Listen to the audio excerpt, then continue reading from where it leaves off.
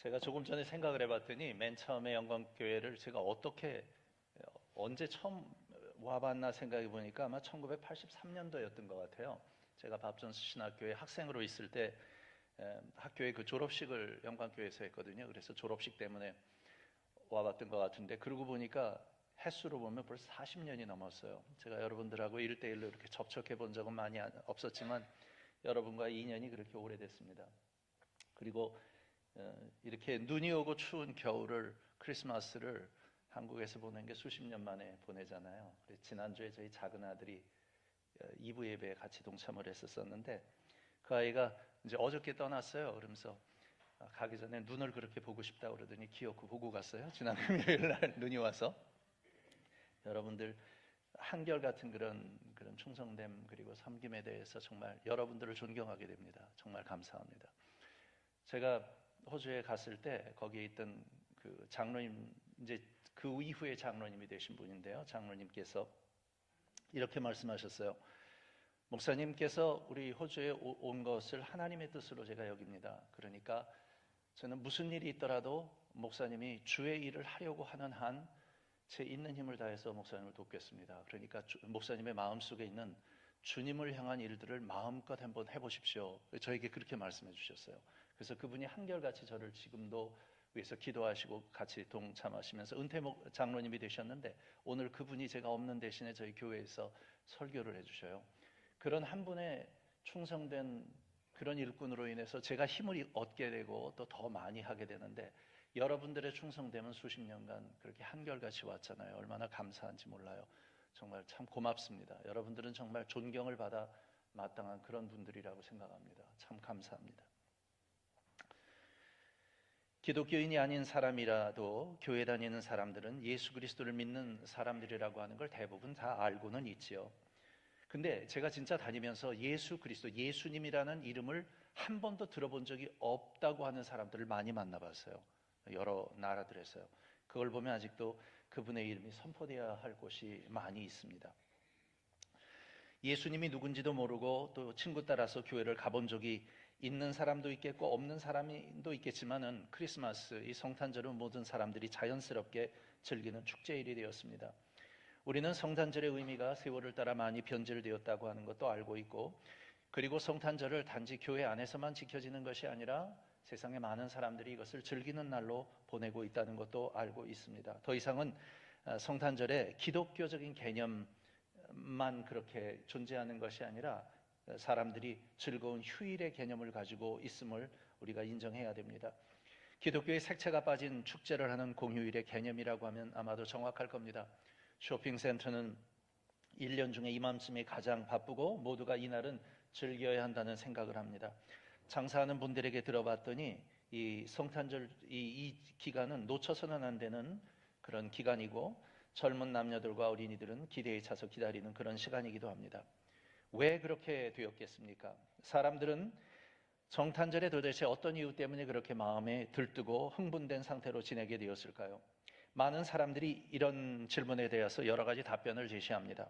어떤 사람들은 말을 하기를, 성탄절은 예수님의 탄신일을 기념하는 것으로부터 시작된 것이 아니라 이교도의 숭배로부터 유래되었다고 말합니다. 따라서 성탄절에 대한 전반적인 관점이라는 것이 원래 기독교적인 것이라기보다는 세상적이고 이교도적인 것이 들어왔기 때문에 그렇다고 말을 합니다. 어떤 사람들은 성탄절의 의미가 변질된 것은 교회가 너무나 세속화되어졌고 타락되어졌기 때문에 그렇다고도 말을 합니다. 기독교 역사 속에서 지켜온 성탄절의 종교 의식은 성탄절 축하 행사를 단지 또 다른 교회에서 정례적으로 행하게 되는 교회 의식으로 만들어 버렸는지도 모릅니다. 특히 동방정교회, 혹은 동방정교회라고 하면 그리스 정교회나 러시아 정교회, 우크라이나 정교회, 이런 동방정교회, 그리고 서방의 교회라고 하면 서방교회는 로마의 천주교를 중심으로 해서 말합니다. 동방정교회와 서방의 로마교회 모두가 성탄절을 교회 생활의 큰 행사로 삼았습니다. 또 다른 사람들은 성탄절의 변질에 대한 답을 거의 모든 문화와 사회에 스며들어 있는 전통에서 찾습니다. 성탄절은 대부분의 나라에서 공휴일입니다. 제가 아는 한 성탄절을 공휴일로 지정하지 않는 나라는 세계에 몇 개 되지 않습니다. 홍콩과 마카오를 제외한 중국, 그리고 일본, 이스라엘, 그리고 사우디아라비아와 알제리, 네팔, 이란, 터키, 그리고 북한 같은 나라들은 물론 공휴일로 정하지 않았죠.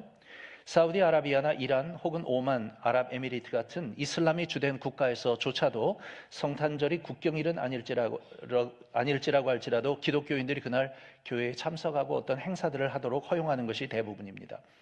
대부분의 국가에서는 성탄절을 국민에게 공휴일로 지정함으로써 가족들의 모임을 갖거나 혹은 어떤 친교 모임을 갖게 하지요. 혹은 어떤 이들은 이 시간을 귀히 여겨 또 하나님을 예배하는 시간으로 사용하도록 했습니다. 많은 사람들이 그날은 자기들의 사랑하는 사람들과 선물도 교환하고 그리고 그날을 위해서 조명과 장식품으로 집을 장식하기도 합니다. 그렇기 때문에 크리스마스 시즌은 소매업을 하는 사람들의 성수기라고 말합니다. 사람들은 친구와 사랑하는 이들에게 카드를 보내기도 하고 그와 동시에 12월 25일은 아마도 세상의 사람들이 가장 외롭게 느끼는 그런 외로움의 날이기도 할 겁니다. 그래서 외로운 사람들에게는 더 외롭게 만드는 게 이런 기간들입니다. 이런 생각들은 일부 사람들로 하여금 진정한 그리스도인들은 성탄절을 기독교의 축일처럼 간주해서는 안 된다는 신념을 갖도록 만들었습니다. 이런 식입니다. 우선 그 기원은 이교도의 것이라고 생각하는 사람들은 이것은 이교도적인 기원을 가졌으니까 우리가 이런 일들을 기념할 필요가 없다고 말합니다. 또한 성탄절 의식은 다만 부패한 교회의 반영일 뿐이라고 말을 하면서 그리스도인들은 이런 일에 동참해서는 안 된다고 생각합니다. 또 어떤 사람들은 성탄절은 이미 어떤 식으로든 세상이 장악해버렸으니까 우리가 지속해서 이런 절기를 지킬 필요 없다고 주장합니다. 쇼핑객과 연예인들이야말로 아마 크리스마스 기간에 가장 바쁜 사람들이 아닐까 싶고 술집이 교회보다 더 바쁩니다.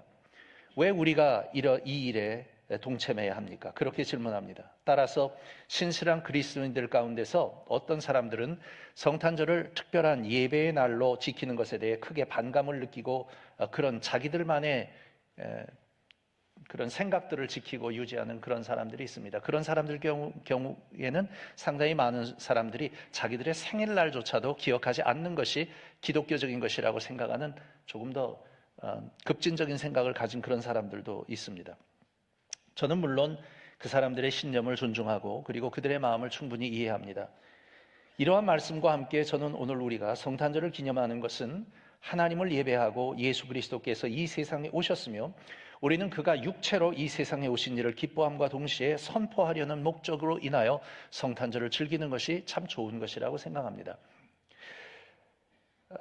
12월 25일이 예수님께서 이 세상에 태어나신 날이라 그건 아닙니다. 많은 성경학자들은 말하기를 그것은 사실이 아니라고 주장합니다. 그래서 대부분의 성경학자들은 실제로 예수께서 탄생하셨을 시기는 아마 9월경이 되지 않았을까 그렇게 생각합니다. 그러므로 우리는 그의 날을 기념하는 것이 아니라 그 사건을 기념하기 위해서 성탄절을 기억하고 또 저희들이 특별하게 여기는 것입니다.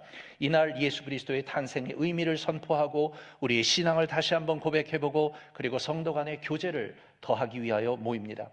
또한 하나님을 믿는 공동체로서 친교를 갖는 시간을 갖고자 하고 또 우리가 이 기회를 사용해서 하나님의 영광을 위한 영적 예배를 드리고 상호 격려를 위한 그리스도인들의 교제를 갖게 되기를 원합니다. 이제는 저희가 함께 읽었던 본문이 말하고 있는 것에 초점을 맞추어서 좀 성탄절의 의미를 살펴봐야 되겠습니다.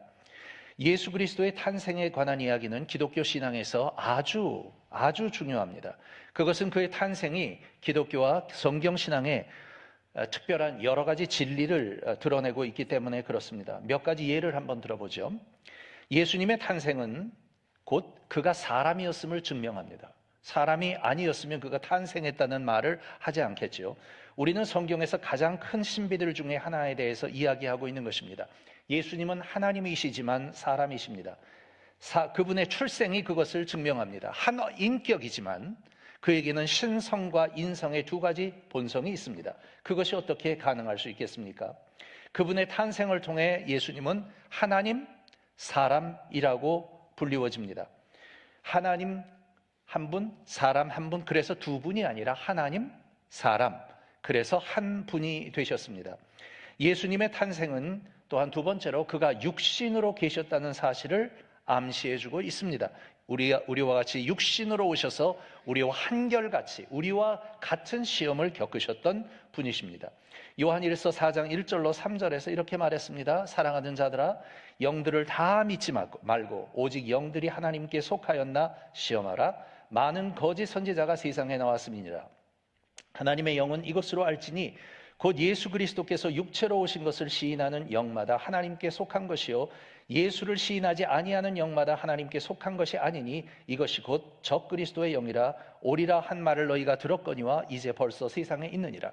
그러므로 어떤 사람이 예수님은 정말로 육체로 태어난 것은 아니에요, 그는 하나님이시기 때문에 그렇게 오신 것처럼 보였지만 실제로 육신을 입은 혈과 육을 가진 그런 분은 아니었습니다 말을 하는 그런 사람들은 단순히 그 사람은 잘 몰라서 그래, 아니면 그 사람은 성경을 오해하는 것이야, 그 정도가 아니라 사도 요한은 이야기를 하기를 그는 적그리스도의 영을 가진 사람이라고 말을 했습니다. 그만큼 심각한 교리입니다. 그것은 예수 그리스도께서 사람이 되셨다는 교리가 어떤 사람 혹은 어떤 교회가 정통적인가, 성경적인 기독교의 신앙을 가지고 있는가를 시험해 볼 수 있는 그런 시험 판별 기준이 될 수 있다는 겁니다. 이 어떤 사람이 스스로를 가리켜 그리스도인이라고 말한다고 할지라도 만일 그가 육신을 입은 하나님의 인성을 믿지 않는다면 그 사람은 그리스도인이 아니라 오직 미혹되어 있는 사람일 뿐입니다. 또한 예수님의 탄생은 그분이 어떤 신비로운 이야기에 등장하는 영웅, 신화 속의 인물이 아니라 역사적 인물이었습니다. 그러므로 이것은 정말 중요합니다. 예수님은 이 세상에 육신을 입고 역사적으로 태어나셨기 때문에 그분이 하신 말씀, 그분이 하신 모든 일들은 역사적인 사건이며 역사적인 이야기들입니다. 이것은 만들어낸 것이 아닙니다. 예수님은 우리와 마찬가지로 이 세상에 태어나셨습니다. 그리고 또한 예수님이 태어나셨다는 것은 예수님의 탄생이 우리가 죄인이라는 것을 말해주는 것을 의미합니다. 제가 이 두 가지를 어떻게 연관하고 있는지에 대해서 의아하게 생각하실 수도 있습니다. 우리가 죄인이 아니었다면 예수님은 이 세상에 탄생의 의미가 없기 때문에 그렇습니다. 그는 자기의 백성들을 그들의 죄로부터 건지기 위해 오셨습니다. 그러므로 그분의 탄생과 우리의 죄라고 하는 죄성과는 아주 깊은 관계가 있습니다. 이것에 대해서는 좀 더 아마 설명이 많이 더 필요하겠지요. 마태복음 1장 18절로 25절에 나온 말씀은 예수 그리스도의 탄생에 관해 가장 주목해야만 하는 그런 귀절들 중에 하나입니다. 제일 먼저 우리는 예수님의 탄생은 초자연적인 것이라는 것을 기억할 필요가 있습니다. 제가 예수님의 탄생이 초자연적이라고 이야기를 할 때 그것은 예수님의 출생이 자연적인 힘이나 과정에 속하지 않은 기적적인 사건이라는 것을 의미합니다. 비록 오늘 우리의 이야기에서 다루어지지 못할지라도 예수님의 탄생이 초자연적인 것이라고 말함으로써 저는 이 가르침에 두 가지 아주 중요한 의미가 있다는 걸 말하지 않을 수 없습니다. 한 가지는 그분의 탄생의 기원은 위에 있습니다. 이 밑에서부터 온 것이 아닙니다. 그래서 초자연적인 출생이십니다. 둘째로 예수께서 위로부터 오신 분이라는 진리는 예수님의 기원, 예수님은 어디로부터 오셨는가, 그분의 잉태와 출생 모두를 합하여 그것은 결국 신앙의 영역에 속한다는 것을 의미하기도 합니다. 이것이 초자연적인 것이기 때문에 단순한 논리만으로는 받아들이기가 어려운 부분도 있습니다. 저는 그분의 실제적이고 육체적인 탄생만을 이야기하려는 것이 아니라 그분이 잉태되게 되어진 그 기원에 대해서 말하고 있는 것입니다. 그에게는 육신의 아버지는 없었어도 육신의 어머니는 계셨습니다. 저는 그리스도의 이런 초자연적인 탄생에 대한 몇 가지 기초적인 것에 대해서도 이야기를 좀 할 필요가 있겠어요. 예수께서 잉태되신 것은 평범한 일이 아니었습니다. 따라서 그 특별한 잉태에 관하여서 마리아와 요셉은 어떻게 마리아가 잉태를 하게 되었는가를 알게 되었는가? 이건 보통 일이 아닙니다. 마리아가 잉태되었다고 하는 이런 놀라운 일을 그들은 계시를 통해 받았습니다. 여기 많이 출산의 경험을 갖고 계신 그런 분들이 계실 텐데 여러분이 아기를 갖게 되었다는 것을 어떻게 아셨습니까? 여러분이 몸으로 느꼈고 그리고 여러분이 의사에게 가서 확인을 해봤든지 그래서 알게 되었을 것입니다. 그러나 마리아와 요셉은 예수 그리스도의 이런 잉태함에 대해서 천사가 알려주어 그래서 계시를 통해서야 비로소 알게 되었습니다. 주님의 천사는 성령에 의한 마리아의 초자연적 잉태의 진리를 나타내고 계시하셨습니다. 마리아는 믿음으로 말미암지 않고는 그것을 믿을 수 없었고 알 수도 없었습니다. 요셉이 마리아의 잉태 사실을 알게 되었을 때 그도 마리아와 똑같이 혼란을 느끼게 되었고 마리아와 똑같은 어려움을 겪었습니다. 천사의 잉태 소식을 들은 마리아는 누가복음 1장 34절에서 마리아가 천사에게 이르되 나는 사내를 알지 못하니 어찌 이 일이 있으리이까 했습니다. 사내를 아는 것은 자연적인 출생을 이야기합니다. 그런데 그를 알지 못했지만 그가 잉태했다는 것을 계시로 받았습니다. 요셉이 마리아가 잉태된 것을 알았을 때의 반응이 마태복음 1장 19절에 나옵니다. 그 남편 요셉은 의로운 사람이라 저를 드러내지 아니하고 가만히 끊고자 하여 그랬습니다. 이러한 그들의 반응은 마리아를 잉태되도록 만든 존재가 요셉이 아니었다는 것을 말해줍니다. 이러한 반응은 예수 그리스도의 탄생의 특별함을 나타내주고 있습니다. 또한 예수 그리스도의 잉태는 요셉과 마리아와 관련된 사람들의 믿음을 요구했습니다. 보통은 우리가 아기의 수태나 잉태된 것 그리고 출산에 대해 생각할 때 그것은 관련 당사자에 대한 아니면 관련 당사자가 믿어야 된다, 믿음을 필요로 하는 것이 아닙니다. 그것은 아이를 잉태하는 것은 그냥 사실상의 이야기고 그리고 신앙을 요구하는 형이상학적인 그런 영역에 속한 것이 아닙니다. 보통의 출생은. 그러나 예수님의 경우에는 이 세상에서의 어머니와 아버지 모두 천사가 전하여 준 잉태 소식을 믿음으로 받아들여 그 계시를 믿음으로 받아들임으로써 알게 된 것입니다. 다시 말하자면 잉태 소식의 전달은 하나님의 천사에 의해서 이루어졌습니다. 그것은 어떤 사람의 임신을 발표하는 경우에 있어서 굉장히 특별한 방식입니다. 마리아와 요셉은 오직 계시를 통해서만 잉태와 그 잉태의 본질에 대해서 알게 된 것이지요. 따라서 우리는 이 잉태가 하나님의 기적에 속한 일이라는 것을 알게 됩니다. 이러한 예수님의 초자연적인 잉태와 출산은 마리아와 요셉이 믿음으로 하나님의 뜻에 온전히 복종할 것을 요구했습니다. 예수님의 잉태와 탄생은 젊은 한 부부가 만들어낸 어떤 부부의 계획에 따른 것이 아니었습니다. 그들은 아기를 가지게 되었다는 말을 듣기 전에는 아기를 자기들이 그 상태에서 그 시대에 그 시점에서 가질 수 있다는 것조차도 알지 못했던 사람들입니다. 게다가 인간 활동이 전혀 관련되어지지 않았습니다.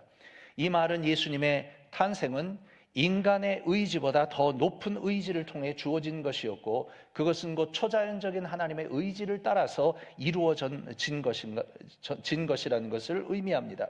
천사가 알려준 잉태에 관한 이야기 그리고 마리아와 요셉의 반응과 관련된 매우 독특하고 흥미로운 점은 예수님의 탄생이나 잉태가 타협의 문제가 아니었다는 것입니다.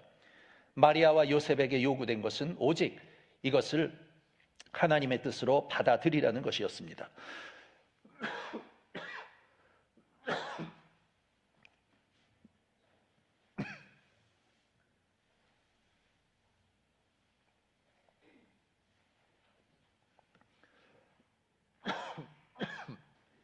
죄송해요. 어떤 사람들은 예수 그리스도의 동정녀 탄생을 믿기 어려워합니다. 근데 그것을 이해하는 일은 그리 어려운 일이 아닙니다. 왜냐고 하면 예수님의 잉태되심에 대한 것은 천사의 계시로 되어진 것을 마리아와 요셉은 믿음으로 받아들인 것이기 때문에 어떤 사람이 만약 천사의 계시를 믿을 수 없다면 동정녀의 탄생도 믿을 수 없는 것입니다. 지극히 당연한 것이죠. 그들에게는 예수님의 탄생과 관련된 모든 것은 하나님으로부터 온 것이지 사람에게서 온 것이 아니라는 것을 의미합니다. 어떤 사람들이 예수님의 동정녀의 탄생을 믿기 어려울 때 그 이유는 간단하지요. 그들의 생각에서 예수님의 잉태되심에 대한 천사의 계시가 받아들여지기 어렵기 때문에 그렇습니다. 동정녀의 임신과 출산은 천사를 통하여 주어진 계시였으므로 초자연적인 하나님의 섭리를 믿을 수 없는 사람들에게는 받아들여질 수 없는 진리입니다. 그 사람들에게는 예수님의 탄생조차도 자연적인 과정을 통한 것이어야만 한다는 그런 생각이 지배적이기 때문입니다. 예수 그리스도의 초자연적인 탄생은 또한 하나님의 지혜 안에 있었습니다.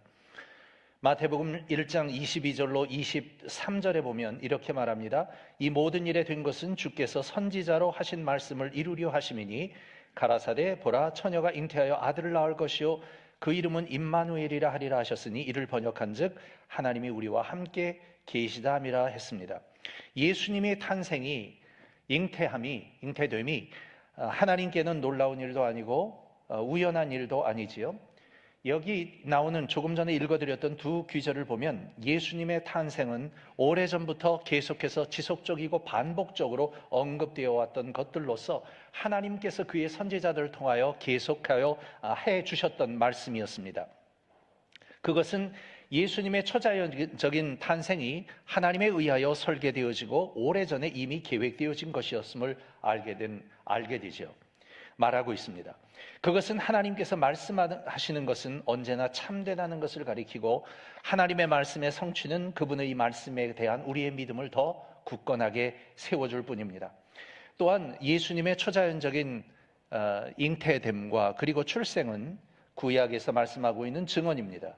우리가 조금 전에 읽었던 마태복음의 귀절들은 구약 성경에 나오는 귀절들이지요. 마태복음 1장 23절은 이사야서 7장 14절을 인용한 것입니다. 각각의 귀절에 나오는 두 언약의 믿음의 대상은 오직 하나뿐인데 이사야서 7장 14절에서는 앞으로 태어나실 오실 메시아에 대한 말씀이고 그리고 마태복음 1장에 나온 것은 그 약속된 메시아가 오셨음에 대한 말씀의 증거를 가리키고 있습니다. 예수님 탄생의 초자연적인 성격은 두 가지를 가리켜주고 있습니다. 한 가지는 사람이 가지고 있는 문제는 너무나 크기 때문에 사람 스스로 그 문제를 해결할 수 없는 까닭에 그 도움이 외부로부터 와야 됨을 우리에게 말해주고 있습니다. 사람은 죄의 성품을 가지고 있습니다. 죄의 성품이 어느 정도냐면 우리가 죄를 지었기 때문에 죄인이 되는 것이 아니라 우리는 죄인이기 때문에 죄를 짓게 되어지는 성향을 가지고 있습니다. 비록 우리의 겉으로 드러나지 않더라도 우리의 속에서 죄를 향하여 끌려가는 그런 끌려감을 우리는 충동적으로 우리 속에 갖고 있습니다. 그것이 바로 죄의 성품입니다. 그것을 교리적으로 이야기하면 인간의 전적 부패라고 말합니다. 인간의 전적 부패. 그런데 인간의 전적 부패 속에 또 한 가지 포함되어지고 있는데 그것은 인간의 전적 무능력입니다. 그 말이 의미하는 게 뭐냐면 인간은 너무나 죄로 전적으로 부패되었기 때문에 스스로를 교정할 만한 능력을 갖고 있지 못한, 스스로를 바꿔낼 수 있는 능력을 갖지 못한 인간은 전적으로 무능력한 존재라고 하는 그런 뜻입니다. 인간은 죄를 많이 지으며 서로 몸으로 드러나게 죄를 짓지 않아도 죄를 향해 기울어지는 성향을 가지고 있습니다. 이러한 부패성으로 인해 인간의 문제를 스스로 해결할 수 없는 존재가 바로 인간입니다. 그러기에 죄인을 건지려는 어떤 시도도 인간을 넘어선 다른 곳 그리고 다른 존재로부터 와야만 합니다. 그래서 하나님이 사람 되셨습니다. 또 다른 것은 하나님의 은혜는 인간의 어떤 이해력이나 생각의 범위를 초월한다는 점입니다. 인간의 필요함을 채우기 위해 하나님께서 인간의 세계로 찾아오셨습니다. 이것이 어디에서도 찾을 수 없는 기독교에서만 찾을 수 있는 그리스도 안에서만 찾을 수 있는 엄청난 진리입니다. 모든 다른 종교는 사람이 하나님께 신들에게 가야만 합니다. 그래서 그 진노한 신을 어떻게든지 달래보기 위해서 제물을 바쳐야 하고 희생 제사를 드려야만 하고 합니다. 그러나 하나님은 우리의 그런 모든 노력도 결코 하나님의 의에 도달하지 못한다는 것을 알고 계셨습니다. 그래서 하나님 자신이 사람들에게 먼저 오셨습니다. 이런 진리를 어디서도 찾을 수 없습니다. 우리가 그에게 간 것이 아니라 갈 줄도 모르던 우리에게, 우리가 그를 알지도 못하는 때에 우리를 이미 사랑하셔서 예수 그리스도께서 이 세상에 오셨고 몸을 빌어 오셨을 뿐만 아니라 고난당하셨고 죽으셨고 피 흘리셨고 부활하셨고 승천하셨고 재림을 약속해 주셨습니다. 이런 놀라운 은혜가 우리가 믿는 신앙 속에 들어있어요. 예수님의 특별한 탄생은 신앙과 하나님의 은혜에 대한 합당한 반응을 우리 편에서 보일 것을 요구합니다. 또한 두 번째로 예수님의 탄생은 중요한 문제입니다. 지금까지 말해왔던 것처럼 예수 그리스도의 탄생 이야기가 신약 성경의 첫 장에 있어야 한다면, 첫 번째 나와야 한다면 그것에 대한 이유가 있을 것입니다. 제가 일부 예배 드리면서 학교 다닐 때 경험을 말씀드렸었어요. 제가 존경했던 닥터 베리라는 분이 계셨는데 그분은 제 마음속에 생각하기는 천재성에 아주 가까운 분입니다. 그분은 학생들을 어떻게 가장 괴롭게 만드는지를 너무나 잘 알고 계신 분이셨어요. 그래서 여름 학기에 제가 그분의 그 과목을 두 과목을 택했는데, 제가 두 과목을 택했다는 그 소식을 들은 저희 친구들은 이제 말하기를 너는 조금 있다가 곧 죽음이 도래할 거라고 그런 비슷한 이야기를 해줬어요. 근데 정말로 그 두 번째 그 여름 학기가 지나기 전에 제가 생각하기를 아마도 이 여름이 가기 전에 나는 이 세상에 없을 줄도 몰라, 아니면 마지막 숙제를 마치고 그리고 나서 나는 천국 가게 될 거야, 그런 생각을 할 만큼 고통을 주셨던 분이세요. 근데 그분이 제가 예레미야서를 그분에게 공부할 때 모든 학생들에게 설교문 아웃라인을 제출하라는 숙제를 주셨어요. 아주 명확하게 4페이지여야 되고 특별한 그런 글자체로 특별한 사이즈로 한 칸씩 띄어서 맥시멈으로 최대로 갔을 때 4페이지 반까지 해서 아웃라인을 하되 서론과 본론 그리고 결론, 그리고 본론에 있는 각각의 큰 요점들마다 작은 요점들에다 거기에다 여러 가지 요소를 넣으라고 그렇게 했어요.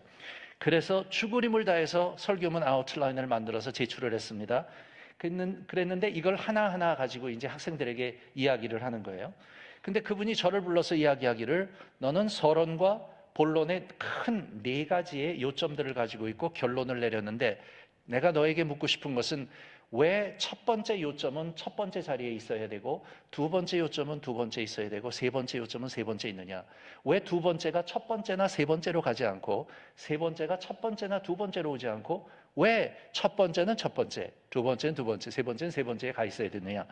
근데 그 전에도 설교를 여러 번 했었어요. 근데 왜 제가 첫 번째 것을 첫 번째에 놔야 되는지 생각해 본 적이 없어요. 하다 보니 그렇게 그냥 거기 가 있었고, 두 번째도 그냥 가다 보니까 그렇게 되고, 따라가다 보니 세 번째도 있어서 결론이 났는데, 그 말에 제가 대답할 수가 없었어요. 그랬더니 그분이 그렇게 말씀하시더라고요. 만약에 네가 첫 번째, 두 번째, 세 번째를 왜 그 자리에 놓는지에 대한 정확한 이유를 갖고 있지 못하다면 아마 그것을 네가 전달하려는 메시지를 듣는 사람들이 논리적으로 그것을 네가 말을 하는 것을 따라오기 힘들 거다, 그렇게 얘기하더라고요. 너는 목적을 잃어버린 메시지를 전하게 될 거라고요. 신약 성경의 첫 번째 이야기가 예수님의 출생에 관한 이야기입니다. 거기에는 이유가 있지 않겠습니까? 그만큼 중요하다는 겁니다. 예수 그리스도의 동정녀 탄생에 대한 진리를 마치 우리 신앙에서 중요하지 않은 것처럼 무시해서는 절대 안 됩니다. 이건 기초와 같습니다. 예수님의 출생 과정에서 찾게 되는 몇 가지의 특징들이 있습니다. 예수님의 탄생은 첫 번째로 인간의 어떤 노력도 배제시키고 있습니다.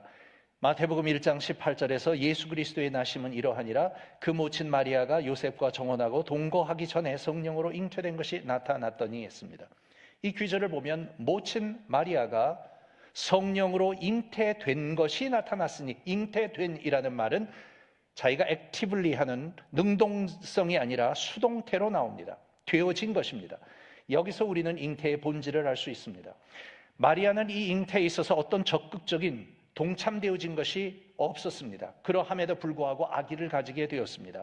그러면서 마태는 아기가 성령에 의하여 태어났다고 말함으로써 요셉을 통한 잉태의 가능성을 완전히 제거시켰습니다. 그러므로 예수 그리스도의 잉태에 대한 관한한 인간의 기여 요소는 전혀 없었습니다. 그렇다고 해서 예수님의 탄생과 관련하여 마리아의 역할이 전혀 없었다는 것은 아니지요. 왜냐하면 그의 태에서 아기가 자람으로써 그의 인성을, 사람의 그런 본성들에 대하여 그가 갖게 된 것입니다. 육체를 그 안에서 자라게 되었으니까요. 마리아의 자궁에서 자랐으므로 동정녀 마리아의 신체적 기여가 있었습니다. 따라서 우리는 마리아가 예수님이 갖게 된 인성이라는 면에서 아주 중요한 존재라고 생각합니다. 그러나 마리아가 그렇게 해서 인성의 쪽으로 가면 예수님의 어머니가 된 것은 사실이지만 이것을 예수님의 신성과 연관해서 말해서는 곤란합니다. 마치 예수님의 신성 하나님 되심에 있어서도 마리아가 기여한 바가 있기라도 한 것처럼 비치게 하는 모든 가르침은 잘못된 것이라고 생각합니다. 따라서 캐톨릭에서 마리아에 대하여 하나님의 어머니라는 용어를 즐겨 사용하지만 이러한 관습에 동의하기 어렵습니다. 물론 개신교 쪽에서도 이 용어를 사용하는 무리들이 있는 것이 사실입니다. 주후 5세기경에 있었던 네스토리우스라고 하는 그 파에서 이 단어의 사용에 대해 거부가 나오고 그에 따른 여러 가지 그 교리적인로 파생되어진 것들이 많이 있었어요. 그런데 어쨌거나 마리아는 하나님의 어머니가 아니라 하나님이시지만 사람이신 예수님의 어머니이십니다. 예수님의 두 본성을 서로 분리하려는 모든 시도는 신학적으로 건전하지 않습니다. 또한 예수님의 탄생은 하나님의 사역을 찬양하고 또 영광스럽게 합니다. 누가복음 2장 13절로 14절에서 이렇게 말했습니다.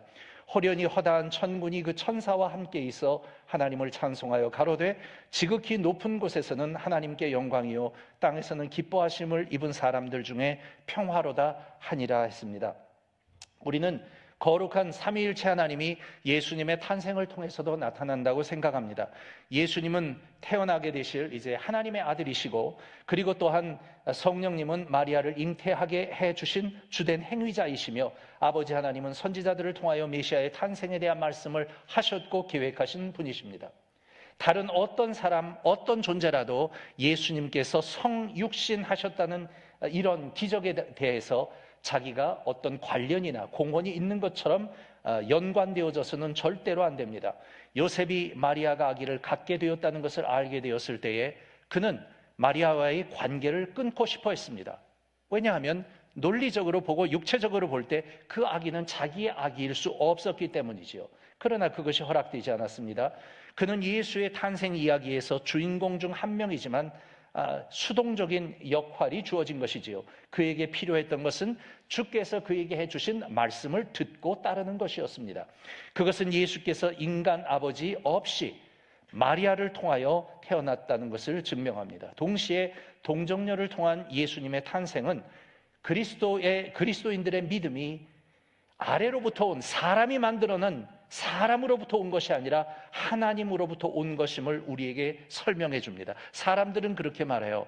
누가 만들었으니까 그렇지 어떻게 처녀가 아기를 낳아. 우리도 인간적으로 보면 그것이 옳지 않다는 것을 압니다.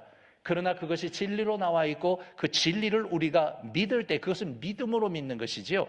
그렇기 때문에 동정녀의 진리는, 동정녀를 통한 탄생은요, 위로부터 온 교리지 사람이 만들어낸 교리가 아닙니다. 어떤 사람이 처녀가 그냥 혼자서 아기를 낳았어요, 그렇게 말하면 그 사람은 정신 나간 사람이죠. 이것을 믿게 되는 이유는 이 가르침이, 이 진리가 위로부터 왔기 때문에 그렇습니다. 그러므로 마태복음은 이 예수님의 동정녀 탄생에 관하여 오직 하나님에 관하여 말씀하고 하나님이 이루신 초자연적인 탄생이라고 말씀하며 그분에게만 영광을 돌립니다. 예수님의 탄생은 조금 전에 이야기한 것처럼 위로부터 온 것입니다. 이 예언은 그래서 오래전부터 알려졌습니다. 예수께서 메시아가 오신다고, 선지자는 하나님의 뜻을 그분의 백성에게 선포한 하나님의 대표자들입니다. 메시아는 위로부터 오셔서 위로 다시 돌아가셨습니다. 그래서 요한복음 3장 13절에서 예수께서 말씀하셨어요. 하늘에서 내려온 자 인자 외에는, 인자는 예수님입니다. 하늘에서 내려온 자 곧 인자 외에는 하늘에 올라간 자가 없느니라. 그분은 위로부터 오신 분이십니다. 이제는 예수님의 탄생에 대한 계시의 정확한 메시지는 무엇이었을까를 한번 보죠. 마태복음 1장 23절을 제가 다시 읽어볼게요. 보라, 처녀가 잉태하여 아들을 낳을 것이요 그 이름은 임마누엘이라 하리라 하셨으니 이를 번역한즉 하나님이 우리와 함께 계시다 함이라 했습니다. 여기 간단하게 나와 있는 이 예언의 말씀에 두드러진 세 가지 요소가 있습니다. 하나는 처녀가 아이를 낳게 될 것입니다. 또 다른 것은 그 아이는 아들이 될 것입니다. 세 번째로 이 태어난 아기는 하나님 사람이 될 것입니다. 그랬습니다. 하나님 사람이 될 것입니다. 우리가 예수님의 두 성품을 표현할 때 인성과 신성을 이야기하잖아요. 그럴 때 인성과 신성, 그러면 어떤 사람들은 또 그걸 너무 정확하게 이렇게 반으로 나눠서 예수님은 마치 인성을 가지신 예수님, 신성을 가지신 예수님 두 분으로 분리하려는 경향이 있습니다. 그래서 어떤 사람들은 예수님을 이야기할 때 예수님은 하나님, 인성과 신성을 가졌다 그렇게 말씀하지 않으시고 예수님을 가리킬 때 예수님은 하나님 사람이시다 그렇게 말씀을 하는 경우들도 많습니다. 중간에 그리고 이런 것들을 빼버림으로써 한 분인 것을 강조하기 위해서 말씀하는 거죠. 예수님의 탄생은 마지막으로 하나님으로부터 왔습니다. 우리가 공부하고 있는 본문 가운데서 몇 가지의 표현들이 흥미로운데 우선 한번 요셉과 마리아에 관한 것을 보죠. 이 두 사람을 살펴보는 것은 간략할지라도 가치가 있습니다. 19절 마태복음 1장 19절에서 성령의 감동하심을 받은 마태가 요셉을 표현할 때 의인이라고 묘사했습니다. 그는 의롭거나 올바른 사람이었다는 말이죠. 어떤 의미에서 주님은 인간이 하나님으로부터 받을 수 있는 이야기 가운데 가장 최상급의 이야기로 그를 표현해 주고 있습니다. 마리아의 성품 또한 비난받은 바가 전혀 없습니다. 누가복음 1장에서 31개의 귀절들을 마리아를 위하여 할당했는데 이것은 1장 전체의 37%에 해당하는 분량입니다. 하지만 예수님의 탄생에 관한 이야기는 이처럼 칭찬받을 만한 두 사람에 관한 것보다 더 큰 것이 있습니다. 예수님의 탄생은 하나님에 관한 것입니다. 그것은 요셉과 마리아 사이에서 태어난 아기의 두 가지 이름을 통해서 나타나고 있습니다. 첫 번째 이름은 마태복음 1장 21절에 나옵니다. 아들을 낳으리니 이름을 예수라 하라. 이는 그가 자기 백성을 저희 죄에서 구원할 자이심이라 하니라 했습니다. 예수라는 이름은 그리스어 이름이고 히브리어로 여호수아에 해당하는 이름입니다. 그 이름은 주님이 구원하신다, 그런 구원과 관련된 이름입니다. 마태는 이 이름을 구체적이고 상세한 성취를 덧붙임으로써 이 이름을 더 분명하게 정의했습니다. 그가 자기 백성을 저희 죄에서 아니면 그들의 죄에서 구원할 자라는 놀라운 이름이 예수님이라는 이름입니다. 이 이름 안에서 우리는 우리의 구속함을 위한 하나님의 일을 발견하게 됩니다. 우리는 이 이름에서 하나님의 사역에 적어도 세 가지 아주 중요한 측면을 보게 됩니다. 첫 번째로 구원 사역, 구속 사역을 하시는 분은 하나님이시라는 것입니다. 왜냐하면 이런 동정녀의 탄생을 통한 이런 하나님이 육신을 입고 이 세상에 나는 것은 하나님 외에는 하실 수 없는 분이기 때문에 그렇습니다. 스스로를 구원할 수 없는 인간들을 위해서 하나님께서 그의 의지와 뜻을 가지시고 이 일을 계획해 주신 겁니다. 그러므로 구원은 하나님께 속한 것입니다. 내가 누구를 구원할 수 없습니다. 나를 따르면 구원받을 것이라고 하는 그런 이야기들은 전부 망상이요 거짓이고 그리고 마귀의 속삭임입니다. 그런 지도자들을 따라가지 마십시오. 오직 구원은 하나님께 속해 있습니다. 그것이 바로 요나서 2장 9절인가요? 거기에서 고백하고 있는 말씀입니다. 주님이 하시는 두 번째로 주님이 하시는 모든 일들은 주님 자신의 백성들을 위한 것입니다. 따라서 인류 전체가 구원받고 천국에 가는 것이 아닙니다. 그의 백성들이 죄를 용서받게 되고 그의 백성들이 천국으로 이끌림을 받게 될 것입니다. 만약 어떤 사람이 인류 전체가 구원받고 천국 간다고 하는 보편주의적인 사상을 가지고 있다고 하면 그의 종교는 적어도 기독교는 아닙니다. 그러므로 교회 안에 있는 종교 다원주의와 같은 생각들을 배격해야 됩니다. 어떤 것을 믿든지 우리는 다 천국으로 가게 될 것이라고 말하는 그런 사상들은 잘못된 사상입니다. 그런 사상들이 아주 불행하게도 교회들에 만연되어져 있는데 심지어는 오래전에 빌리 그레엄 목사님도 그것에 예외적이지 않습니다. 우리 교계에서 있는 그런 큰 종교 모임들, 최근에 있었던 모임들에서 종교 다원주의적인 그런 이야기가 나왔다고 하는 걸 들어본 적이 있습니다. 그것은 거짓입니다. 그것은 반기독교적이며 반성경적입니다. 반하나님적입니다. 그런 것은 성경에 없습니다. 주님이 오시고 피 흘리시고 죽으시고 부활하신 것은 오직 그의 백성들을 위한 것입니다. 그러므로 보편주의적인 그런 반기독교적인 종교 다원주의에 빠지지 마십시오. 어떤 길로 가든 서울로 갈 수 있다는 그런 식의 생각 그것은 성경적인 것이 아닙니다. 그리고 또한 인간을 위한 하나님의 주된 관심은 그들의 죄로부터 건져주시기 위한 것입니다. 이걸 공부하는 건 시간이 많이 걸려요. 그렇지만 지금까지 말해진 이 모든 것들을 합해서 우리에게 적용해 본다면 다음과 같은 것을 배우게 됩니다. 먼저 첫 번째로 하나님의 백성의 원래 상태는 죄악이었습니다. 죄인이 아니었던 하나님의 백성은 없습니다. 그들은 구원받아야 할 죄인이었습니다. 구원받기 전의 상태가 구원받은 후의 상태와 결코 같지 않다는 말씀입니다. 다시 말하자면 언제나 의로운 사람은 없었습니다. 그러므로 나는 모태신앙이다 그런 말도 조심해야 합니다. 모태, 엄마 뱃속에 예수 그리스도를 믿는 어머니의 뱃속에 있었기 때문에 내가 구원받는 것이 아닙니다. 이득은 있습니다. 왜냐하면 그분을 통하여 많은 기도의 혜택을 받을 것이고 그분의 영향을 받게 될 테니까. 그러나 그리스도인 엄마 뱃속에 있었기 때문에 그리스도인이 되는 그런 법은 없습니다. 누구나 죄인인 적이 있고 그의 죄를 깨닫게 되고 그 죄를 고백하게 되고 죄를 회개하고 예수 그리스도를 믿음으로써 구원받게 되는 것입니다. 그 일을 위해 예수께서 오셨습니다. 그 이름의 뜻이 그래서 예수님의 이름의 뜻입니다. 구원자는 그리고 오직 한 분뿐입니다. 이런 일을 하실 수 있는 분은 그분밖에 없기 때문에 동정녀의 몸을 빌어서 태어나셨고 그리고 이 세상에 살아가셨습니다. 그리고 그가 죽으셨고 또 부활하셨습니다. 오직 한 분이십니다. 그러므로 어떤 이가 나를 믿어야 천국에 혹은 나를 통하여 내가 예수 그리스도다 혹은 내가 하나님의 임재다 이런 가르침을 주는 모든 것들은 그것은 정상적인 것이 아닙니다. 반성경적이며 비성경적이고 그리고 그것은 기독교의 신앙이 아닙니다. 우리는 오직 예수, 동정녀의 몸을 빌어 태어나신 오직 예수님. 두 번째 이름은 임마누엘입니다. 1장 23절에 있습니다. 임마누엘은 하나님이 우리와 함께 계시다는 말씀입니다. 이 말씀보다 위대한 것이 어디 있겠나 싶습니다. 예수님의 탄생에 관한 가장 놀라운 진리가 있다면 그것은 하나님께서 이 세상에 육신을 갖고 방문해 주셨다는 것이지요. 자기의 백성들을 방문하셨습니다. 이것이 또한 모든 그리스도인들의 믿음을 모든 다른 종교들로부터 구분하고 있는 점이기도 합니다. 임마누엘은 우리에게 그분의 신성에 대해 말해줍니다. 요한복음 1장 14절로 18절의 말씀 속에 나옵니다. 임마누엘의 이 이름 속에서 한 몇 가지의 교훈을 한번 찾아보죠.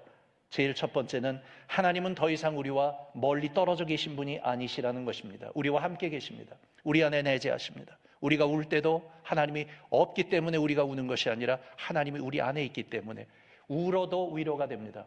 하나님께서 우리와 함께 하십니다. 우리 안에 거처를 삼으셨습니다. 우리 안에 거하십니다. 그래서 하나님은 우리를 홀로 있도록 내버려 두지도 않으셨고 그리고 우리를 떠나 그렇게 없어지지도 않으십니다. 여러분의 아픈 영혼을 향해 고독해 있는 여러분의 영혼을 향해 슬프고 아프고 서러운 삶의 그런 짐들을 지고 가는 여러분의 영혼을 향해 오늘 이 교회에서 나가면서 한번 그렇게 외쳐봤으면 좋겠어요. 하나님이 나와 함께 하십니다. 얼마나 감사합니까? 임마누엘. 그리고 그 하나님은 우리가 가까이 하실 수 있는 분입니다. 왜냐하면 우리와 함께 계시니까. 그리고 하나님께로 나갈 수 있는 새롭고 생명 있는 길을 예수께서 자신의 몸을 갈라 그 길을 열어주셨습니다. 예수께서 우리의 중보자가 되셨고 그래서 하나님께로 갈 수 있는 그런 자유함을 얻게 해주셨습니다. 예수님이 육체로 오지 않으셨더라면 이런 은혜가 우리에게 있을 수 없습니다. 성탄절은 그래서 우리로 하여금 예수님께 더 가까이 가도록 해주는 축복의 그런 기회입니다. 예수 그리스도의 탄생 이야기는 아주 중요합니다. 그것은 예수께서 하나님과 인간 사이의 유일한 중보자이시고 세상의 유일한 구원자이시기 때문입니다. 그리스도의 이름을 불러야 하고 우리의 죄를 고백해야 합니다. 예수님의 이름은 자기 백성을 저희 죄에서 구원하시는 그런 예수님이시기 때문에 그런 것을 의미하기 때문에 또 임마누엘인 우리 예수님은 하나님이 우리와 함께 계시다는 뜻을 갖고 있으니 얼마나 감사합니까? 여러분 얼마나 살기 힘들어요. 그리고 힘든 일이 얼마나 많습니까? 짓눌리는 짐들이 많지 않아요? 그런데 예수님의 탄생 성탄절을 통해서 이렇게 말씀하시는 거예요. 하나님이 우리와 함께 하신다. 수고로움과 무거운 짐들을 여러분과 함께 하시는 하나님 앞에 다 내려놓고 맡기고 여러분의 가슴이 크나큰 환희와 소망으로 가득 찬 그런 성탄절이 되기를 바랍니다. 기도하겠습니다. 하나님, 저희는 적은 자입니다. 아무것도 모르는 사람들입니다. 그런데 어떻게 우리가 하나님을 알기도 전에 그 이전에 이미 예수 그리스도를 이 세상에 보내셔서 우리 죄를 위하여 돌아가심으로 자신의 사랑을 우리를 향하여 그렇게 확증해 주셨습니까? 그래서 성탄절이 너무 귀합니다. 하나님이 사람 되셔 오셔서 이 세상에서 완벽한 삶을 사시고 우리를 위한 대속의 죽음을 죽으셨고, 그리고 또한 죽은 자 가운데서 다시 살아나셨고 승천하셨으며 다시 오실 것을 약속해 주시니 감사합니다. 이 성탄절을 기념하는 이런 귀한 예배의 자리에서 다시 한번 육신으로 오신 귀하신 우리 예수님을 찬양하고, 그리고 이런 큰 은혜 속에 우리로 하여금 거하게 하신 것을 감사합니다. 임마누엘, 우리 하나님 우리와 함께 하옵소서. 그러니 감사합니다. 예수님의 이름으로 기도합니다. 아멘. 아멘.